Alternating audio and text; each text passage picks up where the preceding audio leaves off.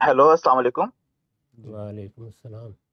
गामदी साहब, मेरा सवाल आपसे एक तो ये है कि जब हम तशहद में बैठते हैं और जब हम मतलब वो उंगली उठाते हैं, तो ये कहाँ से है, हम क्यों ऐसा करते हैं, और फिर मुख्तलिफ लोग का मुख्तलिफ रवैया है इसमें। कुछ लोग मुस्तकिल उठाए रखते हैं, कुछ लोग ऊपर नीचे करते रहते हैं।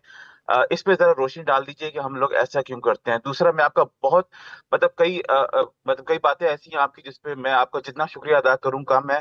उसमें से एक बात तो ये है कि जो सूद का आपने जो मतलब डेफिनेशन वो बताई थी कि सूद लेने वाला देने वाला वाला, तो वो मतलब मैं जब से होश संभाला है यही सोच रहा था कि मजलूम कैसे जालिम हो सकता है।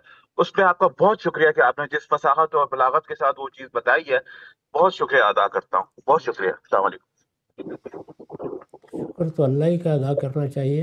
अगर कोई हिदायत मिली है, बात वाज़ेह हुई है, तो हम लोग तो खुद्दाम हैं। हमने कोई खिदमत की, हम भी अल्लाह के शुक्रगुज़ार होंगे, आप भी अल्लाह ही के शुक्रगुज़ार हो।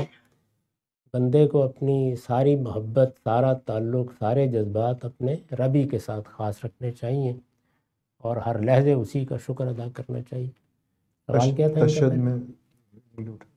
तशहुद में जो उंगली उठाई जाती है, ये आदाब में से है। आप ना उठाएं तब भी नमाज हो जाएगी। नबी सल्लल्लाहु अलैहि वसल्लम से इसकी रवायतें नकल हुई हैं। ये लाजिम नहीं है लेकिन आदाब में से है, और नमाज आप उसके पूरे आदाब का लिहाज करके पढ़ेंगे तो अच्छी नमाज होगी। और जब आप अल्लाह की इबादत कर रहे हैं तो सब चीज़ों का ख्याल रखना चाहिए, मुस्तहब्बात का भी, आदाब का भी। ये दर हकीकत हाथ उठाने की अलामत है।